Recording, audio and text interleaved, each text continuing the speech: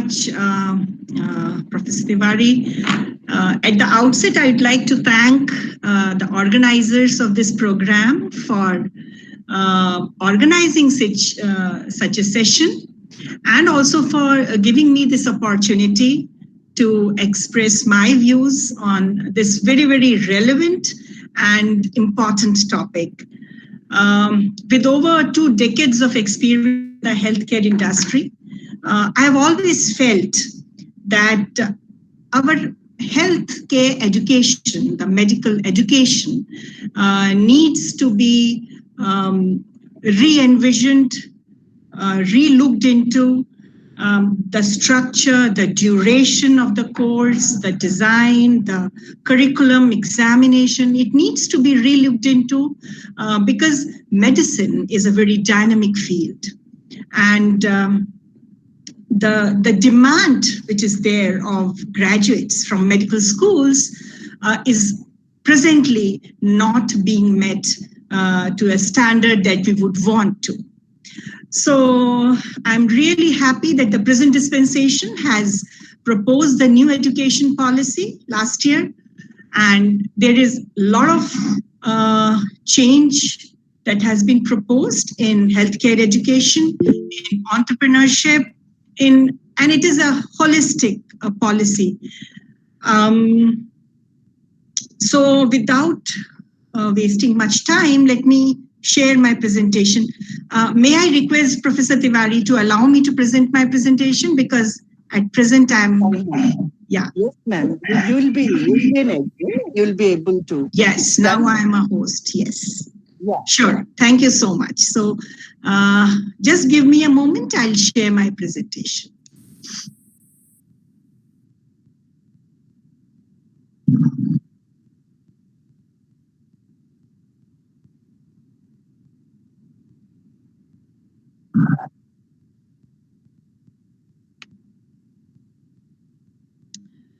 Are you all able to see the presentation now? No, ma'am. Not yet? Yes, ma'am. We are able to see very nicely, clearly, ma'am. Okay. Thank you so much. So in the coming, say, 30-35 minutes, what we will be talking about, I'll give an introduction to the topic. Then we'll look at the present-day challenges that are there in healthcare education. We'll also look at the efforts that have been made in the past. And then the most important part is the recommendations in the new education policy. The pluses and the minuses, the negatives from my point of view, my perspective. Then we'll talk a little bit about entrepreneurship, and then we'll conclude. So this will be the flow of my presentation. But before we actually start talking about the serious academic topic, I want to, make the session a little easy, and I'll share one small thing with you. So right now, ladies and gentlemen, I'm sitting in a glass cabin in my office, and I have doctors, technicians sitting outside, and all of them are looking at me. And I think, a few years back, they would have thought that this is some crazy woman talking in front of a laptop. Not anymore. So these are the times of the webinar, and the plus point is that we can talk in the air, and people won't think that we are crazy. So this was required to, usually in post-lunch sessions, I think people are a little sleepy. So I thought, let me wake you up before I start my presentation. So all of you are with me now? Yes, ma'am. Yes. Sure. So Abraham Flexner has said that medical education is not just for building knowledge and skills. It also creates attitudes and expectations. Now, I totally relate to this quote by Mr. Flexner, Because presently, our healthcare education, the medical education, creates very skillful and knowledgeable persons. But what we lack is the proper attitude. What is required for a person who's going into the service industry, for the service of mankind, the right kind of attitude, the empathy, the sensitivity. And that is the biggest measure of medical education. That's what I feel. So was the system which is there right now and which has been there for so many years, was it wrong? No, I won't say that. The medical education system has produced excellent scholars. We have Charak, Sushruta, Aryabhat, Bhaskaracharya, Patanjali, Chakrapani, and so many of great scientists, physicians, which have, been the product of Indian education system. So what do we need now? We need to nurture this legacy. We need to preserve it for posterity, but at the same time, add value to it. And how do we add value to it? By amalgamating it with research and scientific thinking, with science and our traditional medicine. Presently, the number of doctors in India are only 0.8 per thousand population. Or in other words, there is one doctor for 1,400 population. Ideally, we should have at least one doctor for 1,000 population. So this is a mismatch. And on top of that, most of these professionals are situated in the urban areas, in the city areas. And therefore, the people who need primary healthcare or secondary healthcare in our rural areas, they are the biggest sufferers. Also, the present curriculum that is taught has a clear-cut colonial hangover. The curriculum which is taught is, it caters to the Western audience. And there is a big gap between what is locally needed, what the demand is at the local and national level. So definitely the curriculum needs to be revised. Another point is that our curriculum is largely cognitive in its approach. The domain which is developed amongst the students is cognitive, which leads to memory, rote learning kind of a thing. So, and children are too much focused on exams. They have to appear for their pre-UG exam, then pre-PG exam, and then for super speciality. So the actual learning in which the psychomotor abilities are developed, that is clinical abilities are developed, in which your attitude, which I was talking about earlier, develops. Those effective learning, in the terms of psychology, we would call it the affective domain in the curriculum. That is almost negligible. So basically, these are the challenges which we face these days. The medical education is in a time warp. We are still teaching our students what was taught 50 years back or 60 years back. And primarily, it caters to the Western audience. The authors, the books, everything is from the West. So we need to change. We need to cater to the new age demands. There is mushrooming of private medical colleges all across India. I am pretty sure you all will agree with me that there are so many private colleges. There's nothing wrong in that, but the problem is that the quality of students that come out from them, the regulation is missing. So again, this point has been addressed to some extent. Let us hope for the implementation of the education policy to see actually how it helps. But presently, I'll give you an example. Last year in the NEET exam, two of my colleagues, their children appeared. One of them, the daughter, got 480 marks out of 1200. So she couldn't get a government medical college. And the parents decided that they don't want to spend that kind of money to put her in a private medical college. So she started preparing for the next year. Whereas another colleague of mine, his daughter secured just 170 marks out of 1200. And she got admission in a private medical college because her parents were ready to spend that much amount. So you can understand the disparity, the imbalance, and nothing against, but then the quality of teaching, the quality of teachers needs to be regulated. So the same point, validity of student selection. How do you select the students for these medical schools has to be validated. As I said, the present curriculum is far removed from the national health requirements.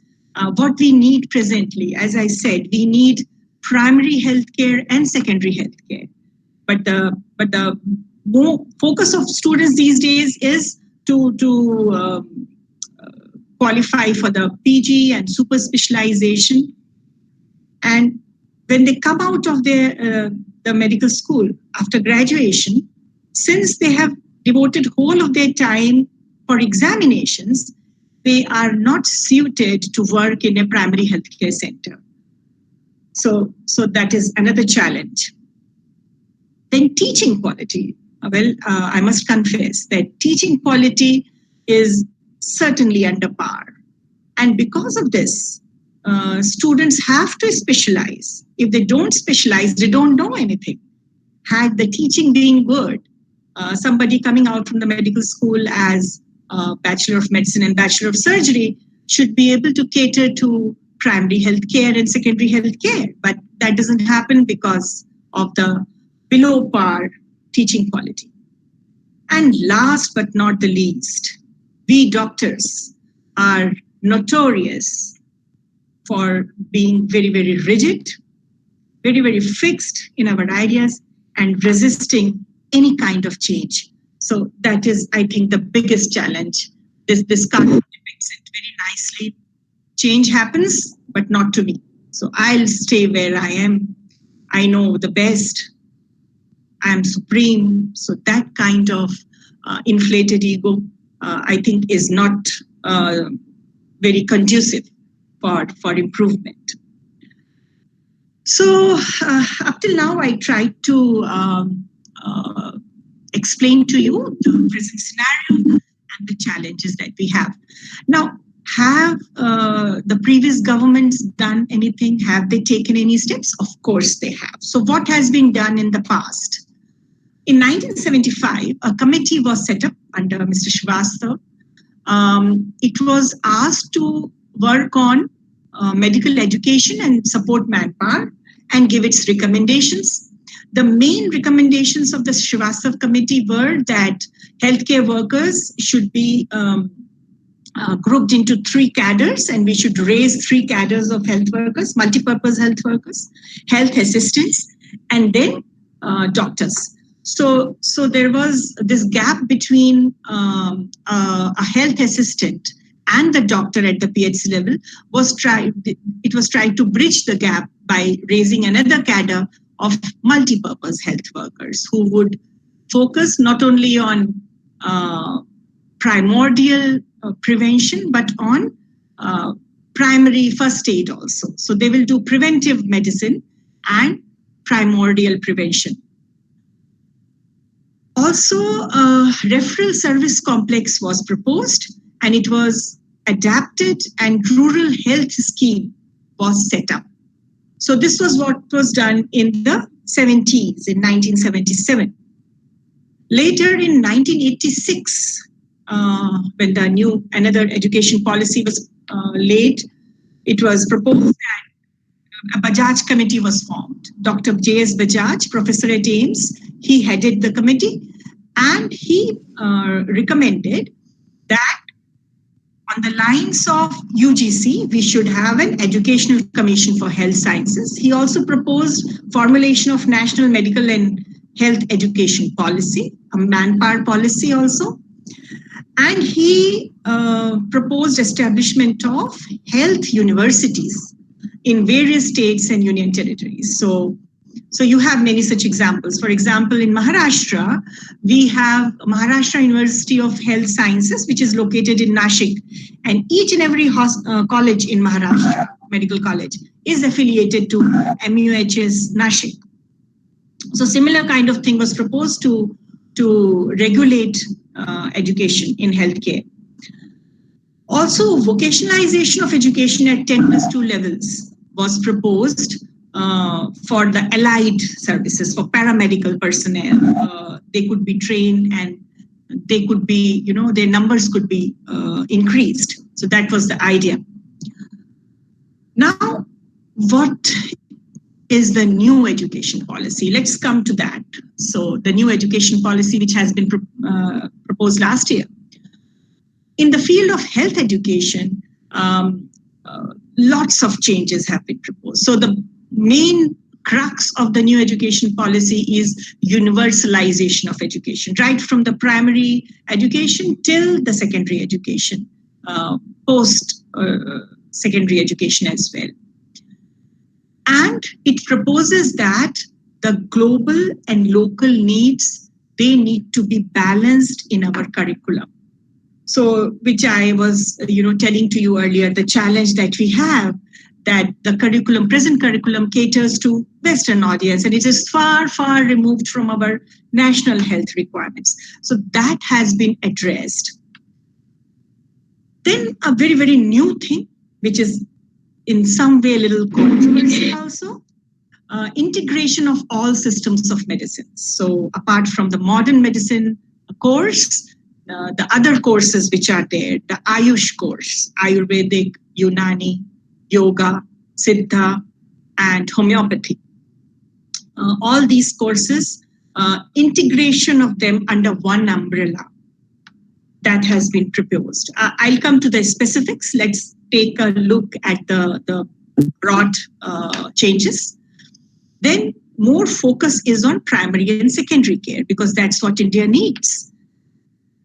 And more focus on preventive health. So curative and therapeutic healthcare is important, but it has to be combined with preventive health. And here is where the Ayush streams, the alternative medicine, comes into play. One of the good things of NEP is training the trainers. So teacher training. How do we assess the teachers? How do we select the teachers? And how do we create good teachers? That also has been, worked into in the new education policy. Now, the main course is MBBS, and they have tried to keep it in sync with the allied courses. What are allied courses?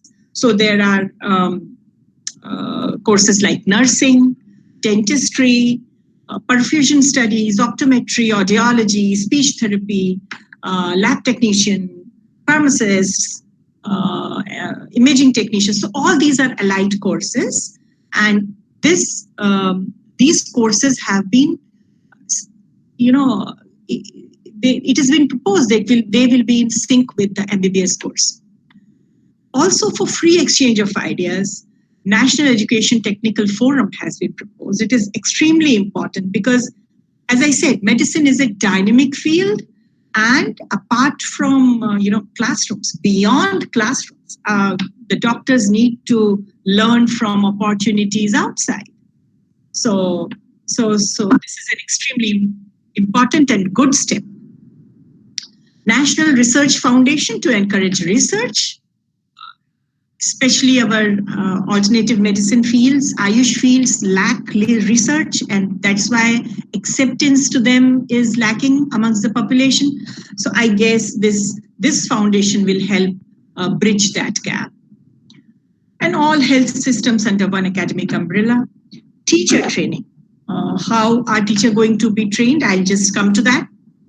And importantly, regulation of the teaching content in Ayush streams. So what was happening was that the BAMS degree or BHMS degree, which is the degrees for Ayurvedic doctors and homeopathy doctors and all, their content was the same since last 50, 60 years. And the changes that are happening, the new diseases that are coming, there was no focus, there was no attempt to revise. And therefore, it has been proposed that the teaching content in these courses has to be regulated. So more specifically, what has been proposed? Instead of a 5-year course, there will be 10 semesters. So 6 months each, there will be 10 semesters. Students will choose the area of specialization at the entry level only. And I think that's a wonderful step. When they get into the medical school, they will decide which area they want to specialize in. And therefore, their studies will be focused towards that. At the end of graduation, the students will be asked to choose between academics or practice. So people who want to go for academics, they will be put into 1 more year of training in medical pedagogy. So that is how we will produce better teachers. And it won't be like somebody with X number of years of experience will become a teacher automatically. So they will have to be trained in this particular field before they take up academics.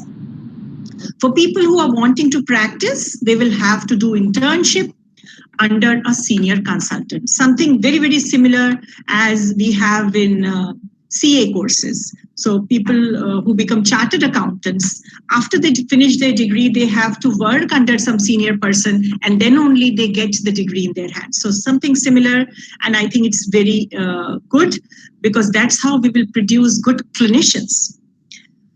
The number of seats of specialization are being increased. The number of seats of MBBS are being increased. And that's again a wonderful, wonderful step.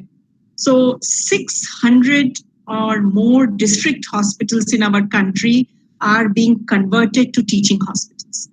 I don't know about your respective places, but in Pune, there is one hospital by the name of Kamala Nehru Hospital, which is under the Pune Municipal Corporation. It has already been converted this year into a teaching hospital. The college name is Atal Bihari Vajpayee Medical College, and they are taking students. So this kind of expansion, or you may say extension of the district hospital, is a wonderful initiative. We will have more doctors. It will help us improve our patient-doctor ratio. And seats of specialization have also been increased, and more focus is on family medicine. So the number of seats for specialization which have been increased are in family medicine. We'll have more family doctors who will be able to cater to OPD patients, and they will be able to refer the patient to the right person in case they need super specialty treatment. And elements of Ayush stream will be integrated. I have spoken about this.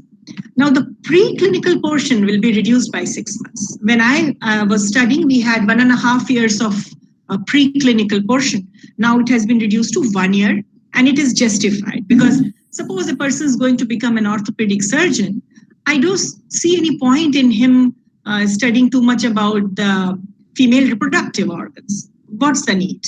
Similarly, somebody is going to become a gynecologist, need not study too much about neurology, or adult neurology. So this is a very good initiative again, more focused teaching. So basis this, the positives of the new education policy is that we give a pluralistic choice to the people. Pluralistic meaning people from nursing field, people from dentistry, they can gain entry into MBBS after a few years if they wish to, if they qualify the exam. So this is what is meant by pluralistic choice to people.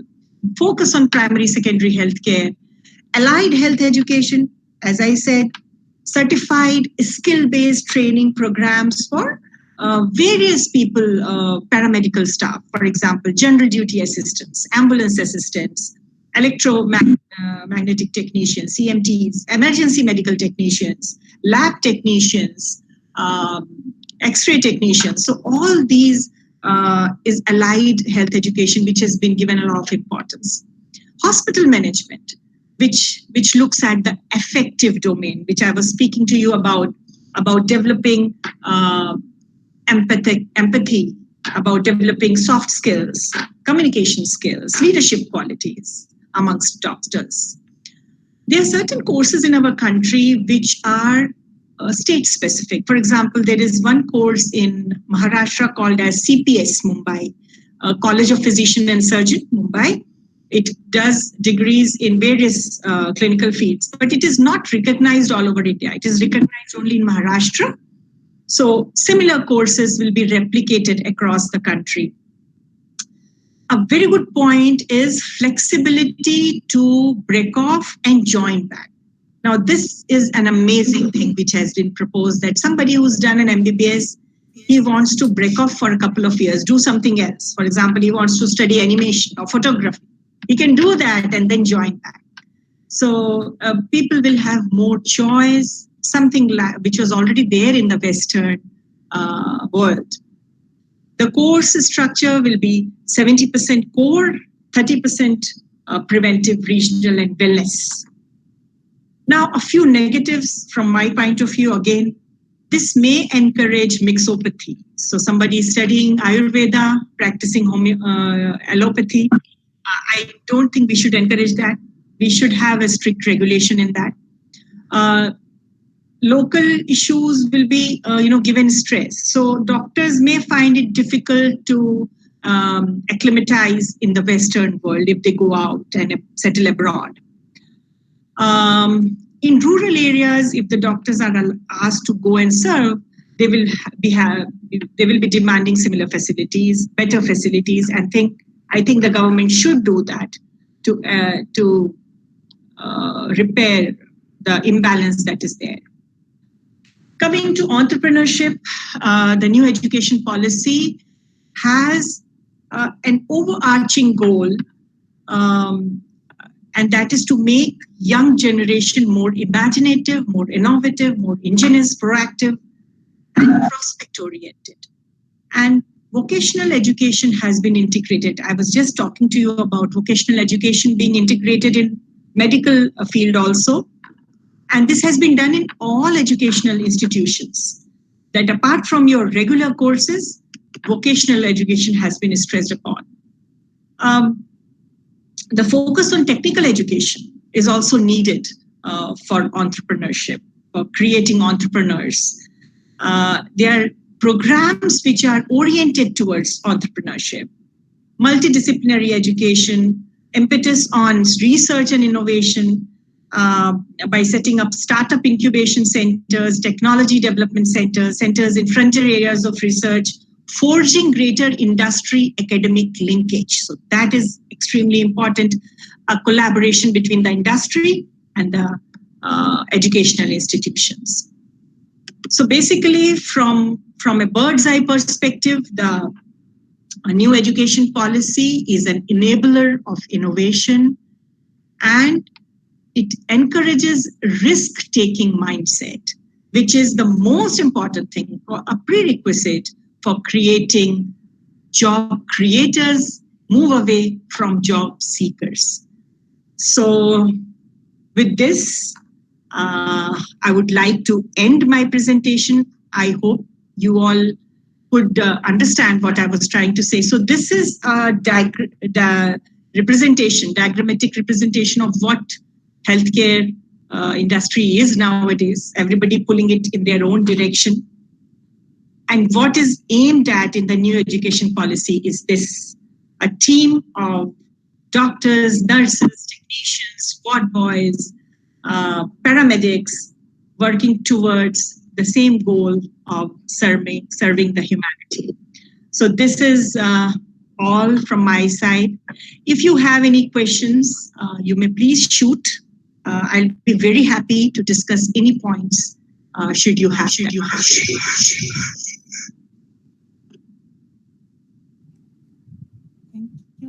Thank you, Major Dr. Dixit.